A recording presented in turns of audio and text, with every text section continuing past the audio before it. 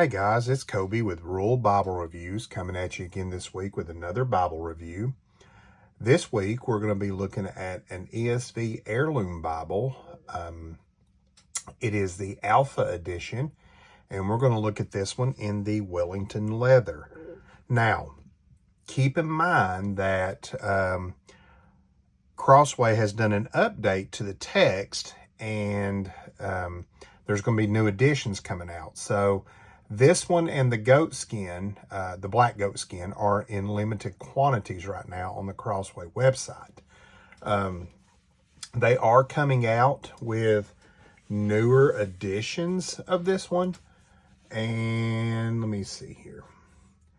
I saw some different colors and everything. Let me go to the coming soon part. I was looking at their website. So they're actually going to have several different colors. They're going to have a calfskin granada, a calfskin mahogany, a cowhide British tan, and a cowhide Tuscan green.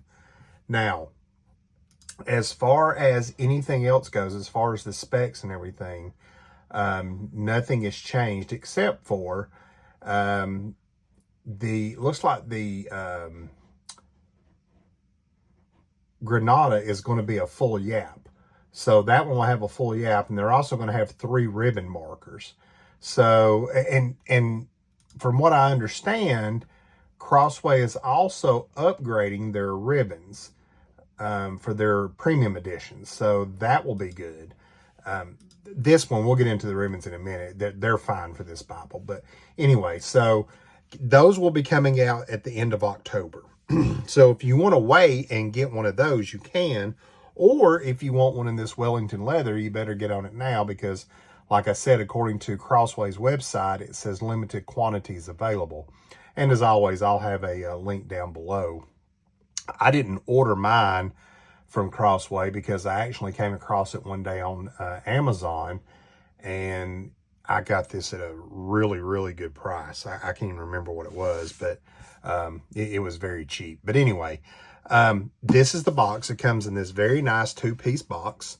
And I'll let you see that. That's the Amazon info. That's not the ISBN or anything. So, yeah, I don't know. But anyway, here's the back of the box. And you can see it, the box is a little scuffed, but that's okay.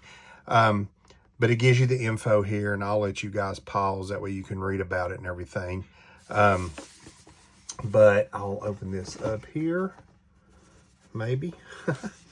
Anyway, it is wrapped, as you guys know. I cannot, for the life of me, get this box to come apart.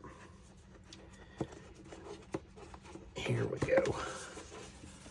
And as you guys know, I don't edit videos, so you're going to have to bear with me as I try to get this open. I don't do any fancy speeding up or anything like that. We're just, you know, we just do it over here. So anyway, I can't get it open, so you're just going to have to bear with it. But anyway, excuse me, it came wrapped in the velour like it always does. But here you have the Wellington leather. Now, they used to do Bibles in Horween leather, which was very similar to the Wellington leather. This Wellington actually might be just a little bit lighter, but with wear, of course, just like the Horween leather, it's going to scuff and mark and, you know, things like that. And it'll get darker, you know, it'll patina. But the Wellington leather is produced by Cromwell, and it says they've been renowned for their high-end leather for 120 years. It says that skilled craftsmen in Valencia, Spain produce Wellington leather with the highest grade of cowhide for a Bible cover that is beautifully rugged and flexible, developing character over time. So it sounds a lot like the Horween. So, but anyway, the specs on this Bible, it does come with 2 ribbon markers. It has art gilding. It is on European Bible paper. It does have a sewn binding. It has an 8-point font, which is very readable. It is double column paragraph, and we will get into it. Now, what I like about these, I do like the goat skin on Crossway's heirloom editions, but what I like about this one is the spine. It's blind stamped. I don't know what it is, but I really, really, really like the blind stamping. And as you can see, you got 1, 2, 3, 4 raised hubs. You've got Holy Bible, ESV, English Standard Version, and the Crossway logo. On the back, of course, there's nothing. And as you can see, and it is perimeter stitch. You can see that. I have handled this Bible some. I've read from it and everything. It's very smooth. I really like the way it feels and everything. And I would say over time, as you can see right there's a little scratch mark, but that'll, like I say, it's just how these things are made. But over time, I would say that as you carry this and the oils from your hand and everything, it will patina really well. But when you open it up, it is an edge line block. It does have a leather liner. I would say this is just a regular calf skin instead of the Wellington calf skin. You do see the gold gilding, but there's the salmon reddish color that Crossway does. You open it up here. And of course, like I always tell you guys, leave this if you have an Edgeline Bible. That's for reinforcement.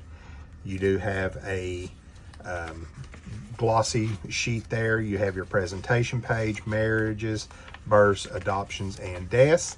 And then you get to your title page. And right here you can see this is the 2016 text edition, of course. This was printed in the Netherlands, just like all of the heirloom Bibles from Crossway. Here you have your table of contents. And I'm going to flip through. You got your features and all the different things in the front, just like always with a Crossway Bible. Here is your Old Testament title page. And you open it up. If I can get a hold of it. And here is Genesis. Excuse me. As you guys know, it is springtime now. And I live in the South. And it is snowing yellow outside. It's not really snowing, but it's pollen. So, and everything is coated in yellow. I drive a white car or a white vehicle. And even it's yellow. That's how yellow it is right now. It's crazy. So, but anyway, as you can see, it is a double column paragraph format. You do have your footnotes at the bottom. It's a very readable text. I have no issues reading this whatsoever. There is very little ghosting in it. I do believe that this is line matched, if I'm not mistaken. And I'll turn it over here. You can see it's wanting to raise up some, but like I say, you can work this block in over time. And I'm going to go ahead and flip over to the Psalms. So you guys can see that. All right. And here is the Psalms. And as you can see, the poetry section, there, again, there is very little ghosting. You can see here too on this, at the end of Job. The ghosting is minimum. I know the camera always adds to the ghosting, but with this, it's very minimum. So, but it is a beautiful layout. This is a great little everyday carry Bible. If you want a Bible that you can carry with you and just be able to read from, this is the one. It doesn't have cross references. If you want cross references in a Bible that's portable, you'll want to get a Pitt Minium by Cambridge. But what you're going to run into there is the font. It's like a 6.75, I think, or something. So it's going to be a tiny font. Since I've got my contacts, I haven't seen one of those in person. So I don't know if I could read from one of those or not. I had one before and got rid of it just because I had a hard time reading from it. But I wonder now with my new contacts if I wouldn't be able to read it without an issue. I bet I could. But anyway, it's just me rambling. All right, so we'll flip over here and we'll get to the New Testament. And the paper is just really, really nice. I want to say this is 28 GSM paper, which is, the norm, it seems like nowadays on premium Bibles is your 28 GSM. All right, so I was trying not to go too far, and I did. Here you are at the end of the Old Testament, Malachi. There's the New Testament title page, and here you are into the New Testament. This is a black letter text. As you can see, we are in chapter 5 of Matthew, and it is black letter. I really, of course, I prefer black letters, so that's right up my alley. I'm going to flip through here, and we'll get to the end, and I'll show you the end of it, and then we'll look at the ribbons and everything. So you get to the end, and you get to Revelation. There's Revelation 22. You flip over, you got your table of weights, measures, and monetary units. You got a few blank pages, and then you have your crossway maps,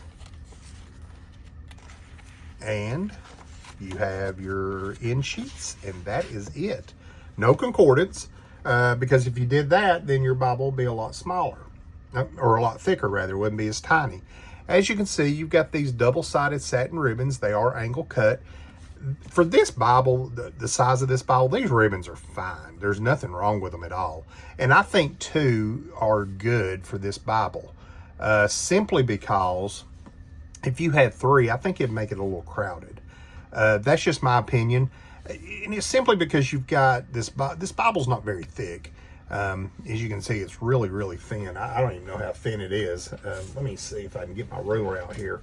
But the 8-point font is, to me, is incredible in this thing. It just makes it very readable.